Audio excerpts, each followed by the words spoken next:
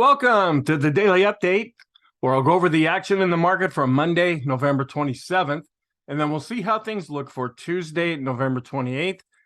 We kind of had hoped that maybe things would pick back up. There'd be a little more conviction and volume would be higher than it was. Well, we really didn't see that in Monday's session. On the negative side, we were kind of hoping that things might move one way or the other. On the positive side, even though we've had a pretty good run up, even though we're dealing with positive seasonality that could chop around, we're not really seeing any selling at this point into this strength. We're not seeing a lot of folks really willing to take profits.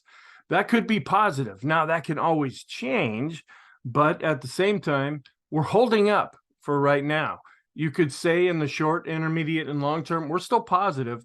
Some of our indicators continue to suggest that maybe we're either showing weakness or that it's just the way these indicators are calculated, and we just kind of have to go with that. There have been times in the recent past where we were able to work off an extreme condition by chopping sideways. You give it enough time, the indicators come back down, and without seeing any kind of a significant decline, that can happen. Other times, when we get overextended to the upside, we do see a pullback, and then we evaluate that if that ends up happening, and to see, is that just a pullback, or are we switching more into a negative environment? Let's go back and talk about what happened. Right at the open, we did have a lower open, and prices dropped down below the daily pivot at 45.57. We immediately went down to S1 at 45.55. You notice there's only 2 points difference in this. And then we found support at S2 at 45.50. That's only 5 points below. That's because Friday's session was so anemic that the pivot points for Monday's session were really close to each other. We did chop around between S2 and the daily pivot, so we were trying to get back up there. We actually hit the unchanged level, which acts as overhead resistance on a down day. After that, we chopped mostly lower, and then we ended up closing at S2. We were down 0.2% on below average volume, and we are more positive now, but it's about inflation, interest rates, growth concerns, earnings as they're released, geopolitical events, specifically in Israel, and we're going to get some pretty important inflation data in this upcoming week. The comments that we can make, not an awful lot to take away from this other than just to give you different things that happened as far as closing basis prices. Oil was down at 74.90. That doesn't seem to be as big of a deal, at least right now, than it was a few weeks back. On a short-term basis, a couple of things have dropped off, but we still have a pretty long list of extreme positive indicators, including the VIX 9, the 20-period exponential moving average, the Stochc RSI, the Williams percent R, the stochastics. You notice both CCI studies have now fallen off of this list. The stochastics, the RSI based on 9 periods, the boom indicator, which we're looking at the 20-period moving average, and then the slope oscillator. That's actually starting to cross over and head down, so I'll show you that. Intermediate term, we still have the CMB composite, the PMO studies, the rate of change going back 20 periods, the Sean trend meter, the TTM squeeze, the NASDAQ 100 bullish percent index, the 10-period new high, new low study for the S&P, and then the average decline, advanced decline ratio based on 19 periods. When we just look at it for price, that is still looking extreme. We're still dealing with this same scenario. There's little modifications along the way, but this has been the general story for the last couple of months that, the Fed's going to have to keep rates higher for longer, and they're doing that right now. This is then when the market steps in and says, are they done raising rates? Or at some point in the future, could we look at even seeing some rate cuts? That's the scenario that the market deals with. It may not necessarily be based in reality, and it kind of comes and goes depending on what's happening. What we're really going to be watching for are the economic reports coming out. If they tend to be stronger than expected, that could cause some concern. If they're weaker than expected, at least for the time being, that could be good. But if they're weaker, that could suggest that we're in a deflationary environment, and that could cause the market to really have some concerns. Right now, anyway, the economy, as far as the stock market is concerned, it may not be for people or for you yourself, but they like where the economy is at right now, and it's not too hot, it's not too cold. Of course, we're keeping an eye on things going on in Israel. We're keeping an eye on oil to see if that comes back into the picture as being really influential. And then earnings as they are released. The dollar was up slightly and interest rates ended up being down. That ended up giving some support to stocks, at least interest rates being down. We still have the 10 to the 5, the 10 to the 2, and the 10 to the 3-month yield curves, which remain inverted. Sentiment ticked down just a little bit on the down day. We had been at 68 after Friday. We came down to 65. That's still positive. And our trend is still positive. The ADX is above its moving average and getting stronger, and both are above 20. So that's a trending environment. And we're also keeping our bias for right now at positive, even though we had the slight down day. It wasn't a real massive down day. Now, Tuesday, we could come out and see some ferocious selling, but for right now, we're still hanging in there. And then our momentum over the last number of days continues to be positive. Economic reports, we just had new home sales and they were down 5.6% on a month-over-month basis. When you annualize that, it's at 679,000, which was less than the 720,000 they had expected. So we saw a real weakness in that area. But year over year, we're still up 17.7% when you annualize that. Here's a chart showing how the new home sales had been really declining as the economy was going into some more difficulties. We have been bouncing back lately, even though in the latest reading, it came down. We closed at 4.39% for the 10-year yield. That's still above the 4.02% that can often bite into corporate profits. Here's our intraday chart. If we thought Friday was boring, and it was, Monday really didn't show much of an improvement. We did come down. We were lower right at the open.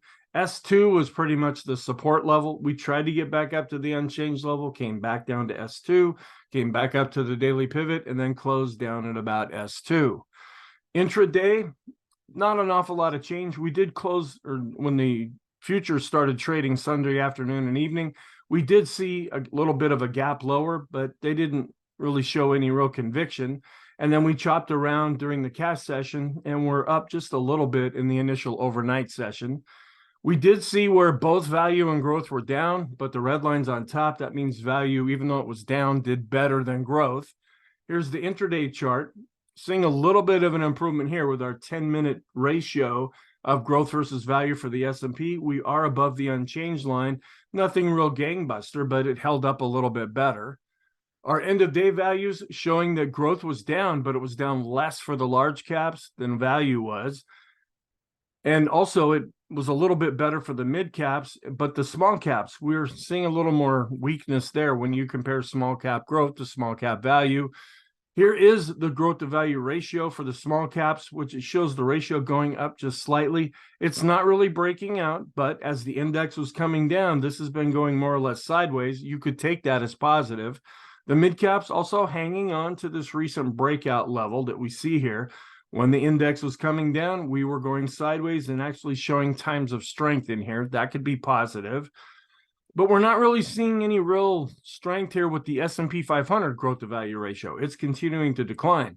It has been going sideways. Longer term, it's still in an uptrend, but we want to see this really going up, and it's not doing that. Keeping an eye on our trend. The green line is coming down. We're getting a little bit nervous that this green line is getting up to 40. Now it's coming back down from that. The ADX suggests that we are in a trending environment. We're above the moving average and going higher. When we look at the short term, we did get slightly above 40 with the green line, and we're coming back down. We're also seeing a trending environment overall, and both are above 20.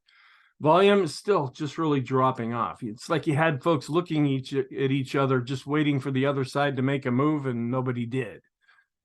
Sentiment, we're possibly coming into this time of the latter part of November and early December. That's where a lot of mutual funds do their distributions, and they do some adjusting, and that can kind of wreak havoc on the market sometimes. But typically, the trend from now until the end of the year, at least till the very end of the year, sees where the VIX continues to fall, and that could end up being positive for stocks. The Ulcer Index, which is a sentiment gauge that we look at, shows that there's no fear in the market right now. The VIX with the line chart did tick up a little bit, but we're still declining overall when we look at the bar chart. And the VIX of the VIX picked up just a little bit. You might have a little of additional hedging going on here. When we look at the speed of the VIX, we're still suggesting by this chart that we have gone down pretty far, pretty fast. We are turning back up, but we haven't come out of that extreme reading at least yet. The VIX to VVIX ratio, this is longer term positive. It continues to decline. And the VIX to the 3-month average of the VIX is also declining. That's longer term positive. The VIX to move ratio just shows the volatility of stocks compared to bonds. Stocks are much less volatile currently. This has not been updated. I waited and I waited. So this is Friday's chart. It has not updated for Monday's session yet. So we can't really do any of our equity put call studies right now. We just have to wait and see how that plays out. This other fear gauge continues to show that fear is really dropping off. And our other fear gauge ticked up just a little bit, but overall it has been declining, just suggesting there's not a lot of fear. We're not really seeing anything great with the risk on to risk off ratio. It has been ticking back up, and it was up just a little bit in Monday's session, but we want to see this really start to climb and actually change its longer term trend. The advanced decline line, we ticked down just a little bit with price and volume, but we're still above the moving averages. The new highs continue to look much stronger than really no new lows that are being generated for the S&P 500. So even though this is dropping off, it's still looking pretty healthy internally. After getting extreme with the blue line, that's the 19-day exponential moving average of the advanced decline ratio. It's starting to come back down and no longer extreme. But both the blue line and the red line are above zero, so that's still positive. Accumulation distribution did roll over just a little bit, but is still above an advancing moving average.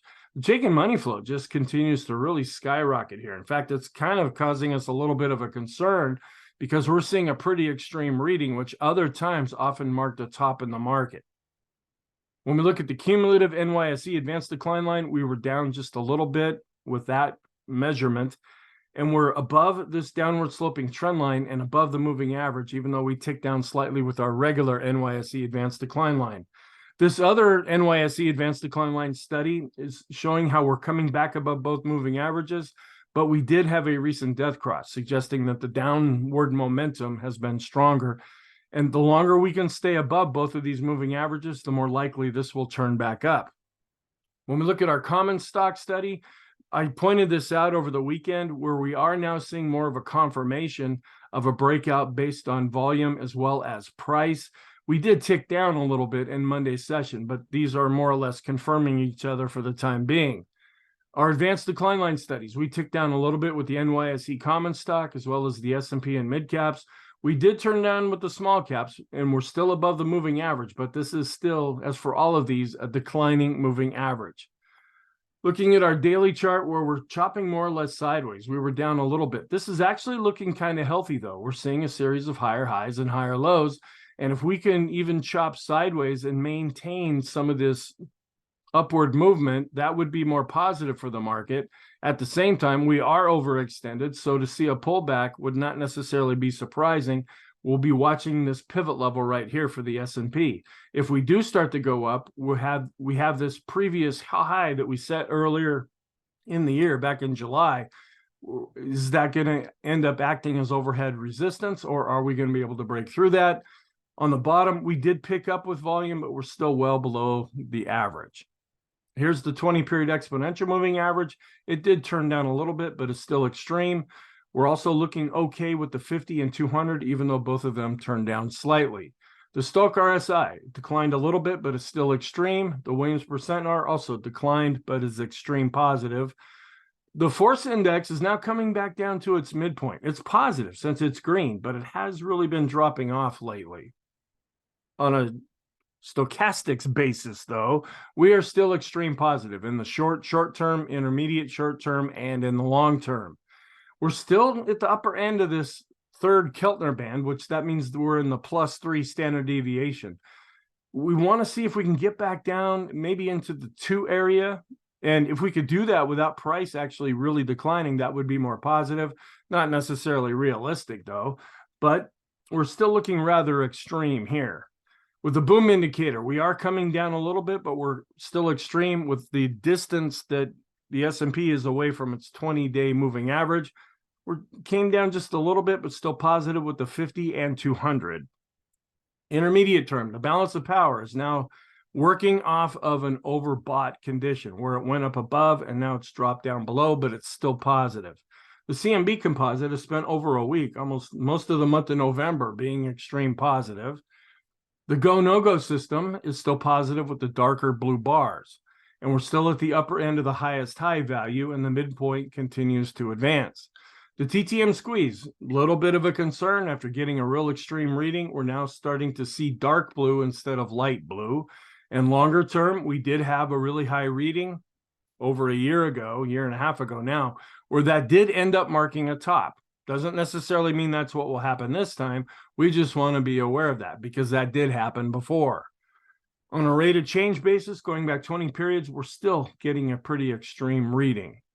The ease of movement, we are turning down. And again, this is one of the ones I point out that it could be how this thing is calculated, because as we're going up, the lower numbers drop off the calculation and higher numbers start to be included in part of the calculation, and that can't help but turn this indicator over. But it's still positive overall. The Erin is now flattening out. We have the green line on top, even though it declined, but the red line is also declining, so this is positive. The summation index based on price is still advancing, and based on volume, we're coming up, and I extended this line down here to see, is that going to act as some kind of overhead resistance? When we look at the NYSE summation index, we are advancing based on price and volume. Swenlin trading oscillator turning back up based on price and volume. That is positive. Momentum, the PMO is still looking positive, and when we break it down based on price and volume, they are also positive. We're still extreme with the PMOs that are rising, even though we turned down. We're extreme with the buy signals, and we're looking positive still with the PMOs above zero. But no matter what seems to happen over the last few days, the Elder's Impulse system just remains neutral. The parabolic SAR, though, is still positive with the dots underneath. Here's the slope oscillator. We are now starting to roll over. Again, this could be part of how it's calculated, but this is a pretty extreme reading. However, the MACD is rolling over a little bit, but it's still positive. And then longer term, the MACD is still crossing above this moving average. That's longer term positive. So when we look at our oscillators, we are starting to come down with the slope oscillator after giving us an extreme reading. Doesn't necessarily mean things are going to fall apart, but it's also suggesting that it's seeing some kind of weakness potential going forward, where the TSI is now starting to get extreme positive. The MACD, the PMO, and the PPO, even though they're rolling over a little bit, are still positive. We're still headed comfortably higher with the TRIX and KST, which are our longer-term oscillators. The Sean trend meter is still above this red line. Doesn't necessarily mean that it's extreme. It just means we're starting to get into an extreme reading. We are still above all of the moving averages in our moving average tree. And one of the reasons I like the bullish percent index, where our oscillators and moving averages and things like that, they're based on historical prices, where the bullish percent index, it's just looking at what's happening right now. Were there any new bullish percent index buy signals or point and figure buy or sell signals? Oh, there were. Okay, I'm going to go up. Oh, there were sell signals. Oh, I'm going to go down. So this isn't necessarily how it's calculated per se, but this is showing still that there's still some strength inside of the S&P. The NYSE bullish percent index is starting to break back above 50. This is suggesting a broader market improvement. And this is one area that was a concern in the video that I did for Monday. The NASDAQ 100 bullish percent index, after getting extreme, was starting to come back down. We did have an update for the NASDAQ and NASDAQ 100, so this is actually turning back up for right now. The chicken oscillator continues to decline, but is still positive. The money flow, after getting extreme positive, has now generated an overbought signal and is still positive, but it's declining. And the same thing is with the ultimate oscillator. It ticked up just a little bit, but it has generated two fairly recent extreme positive overbought conditions. The vortex continues to decline. It's still positive, though, with the green line. The RSI based on 14 has now dropped below this extreme reading, where the RSI 9, even though it fell, is still extreme. On balance volume, it ticked down a little bit, but it's still above an advancing moving average. We ticked down just a little bit with our 200-period moving average study for the stocks in the S&P 500, and also ticked down with the 50-period moving average study. The copy curve is rolling over, but is still positive. And here's longer term, where we were getting to kind of an extreme reading here. Other times when we had that often marked the top. Other times we had a high reading and it just marked exhaustion. The Pring bottom fishers kind of flattening out, but it's still generating a buy signal. And then looking at our trend line, we're still above this previous high, at least on an intraday basis. What we're trying to see is if we can really break out above this previous high, and that would help things turn more positive. Our different charts are still positive across the board, and these are based on trend. So with the Heiken Ashi, we're positive, the Kegi is positive, the Renko is positive, and the 3-line break continues to be positive. Longer term, we're still above this trend line going back to 2009 and getting a little more comfortably above that. This is a concern, though, and I pointed this out over the weekend. This is a Horchak method. It had been giving us a buy signal. That means it's pegged to the top. And that was being triggered for most of 2023. When we started to fall in August, September, and October, we got kicked down to a 4. Then recently, now we're down to a -6. Now, we could recover from here, but if we come all the way down here to a -10, that would be an official sell signal. Looking at the equal weight index, it ticked down a little bit and continues to underperform the S&P 500. The ratio between the two are chopping around, but longer term, we are seeing where the mega caps are outperforming the rest of the market. The Dow was down slightly. The transports were down a little bit more, where the utilities were down just a smidge. And the transports continued to underperform the Dow. And we're kind of chopping around here. We want to see this ratio going down. When we look at the transports, the Dow to the transports, when this is going up, the Dow's outperforming. We've been chopping around lately. If this could really start to go down, that often is more positive for the S&P. And this one we want to see go up. This is the transports to S&P 500 ratio. It's actually declined in Monday's session. The Dow is still hanging in there, even though it had a down day. That's looking rather healthy as far as the chart pattern. The diamonds, though, still continue to be neutral. The NASDAQ is still above this pivot level. And I'm sorry, the NASDAQ and NASDAQ 100 were down. When I looked at it earlier, they were actually up, but they're still hanging on to this support level. And the NASDAQ is still above the 61.8% retracement level. The NASDAQ 100 also was up earlier in the session, but then ended up being down, but it's still above this pivot level. And the Elder's Impulse system for the NASDAQ still remains neutral. On a momentum basis, we are rolling over just a little bit, but we're still positive. The small caps, kind of not really much happening, down about 1/3%, continuing to chop sideways. When we look at the Russell 2000 small cap index, we're still above 50, even though we're declining with the RSI. We still have a longer term downtrend. Shorter term, the MACD is still showing that we are positive. The small caps are having a really hard time getting back above their 200-day moving average and at least closing there. And the Elder's Impulse system for the small caps are still neutral. The mid caps are still above their 200-day moving average, so that support is holding, but we continue to be neutral with the Elder's Impulse system. The financial sector, it was down a little bit, but it has been showing some improvement, enough to give us a recent golden cross. The micro caps were down as well, but they're still above 100. The FANG index was down about 1/3%. This is kind of a healthy looking move when you look at the chart. Now, the last few sessions, we've been chopping sideways. And we're wondering, are we going to be able to go back and set a new all-time high with the FANG index? Right now, this area seems to be acting as overhead resistance. The dollar was up slightly, virtually unchanged, but it was up 0.01.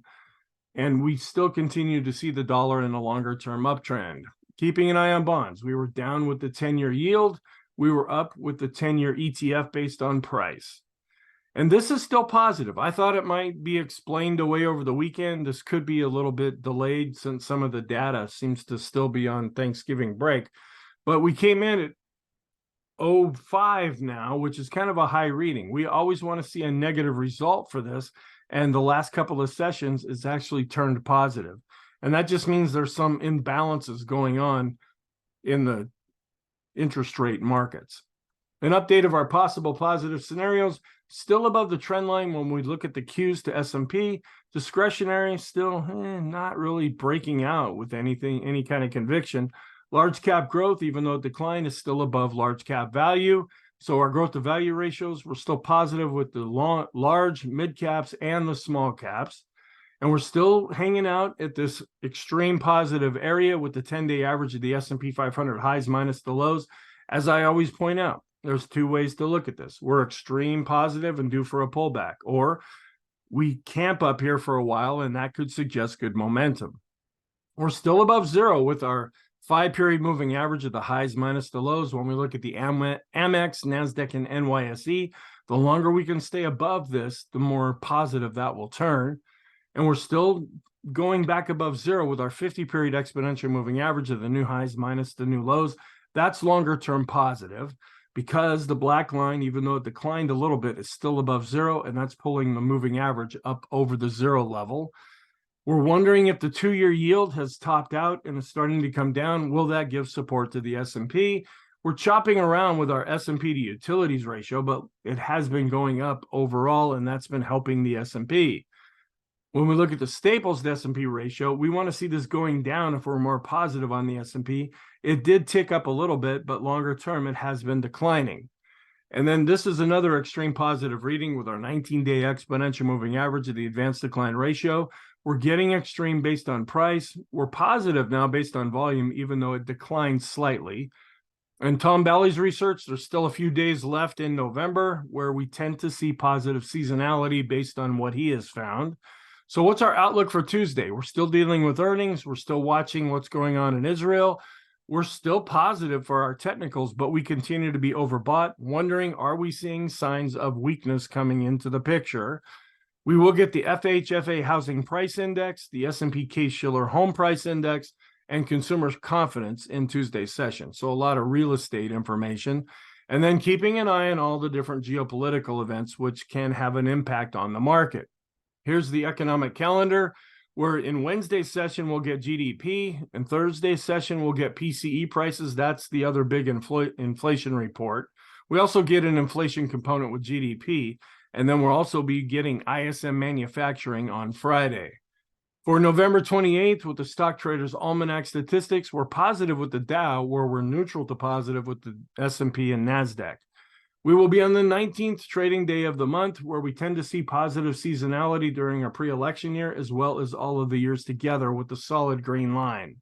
We also tend to see positive seasonality when the current president is running for re-election. We also see positive seasonality on this chart with some bumps along the way. This has been updated now with the seasonality from 1950 to 2022. Where we do see some positive seasonality going into the end of the year, but it doesn't mean we're going to go straight up.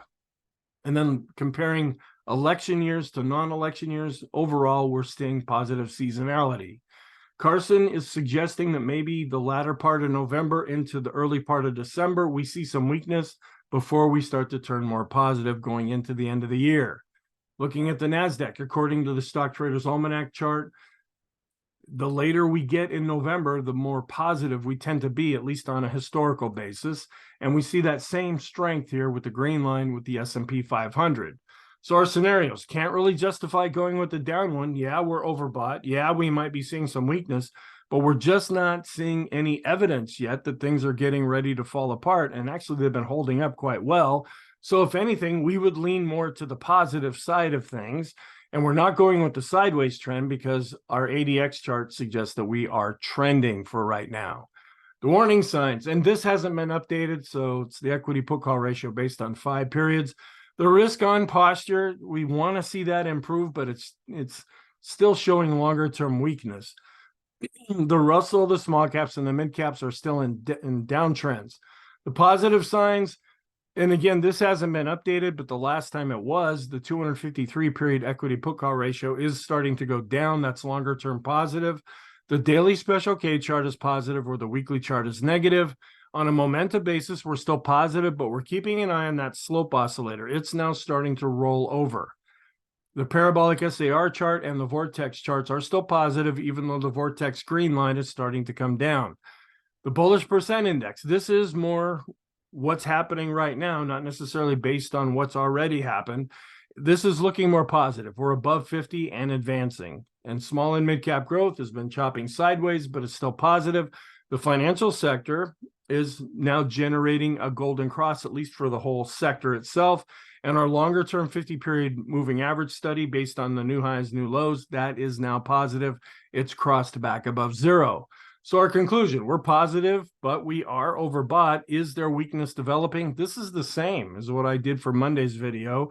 We can say that same thing in the short and intermediate term, but we're still positive in the long term because we're still above the 200-day simple moving average. Thank you. I hope you found this helpful. There's a lot of repetition these days because not an awful lot is happening in the market, but we just have to go with what is presented to us. I hope, boy, oh boy, I hope that you have a really good day, and I will talk to you in the next video.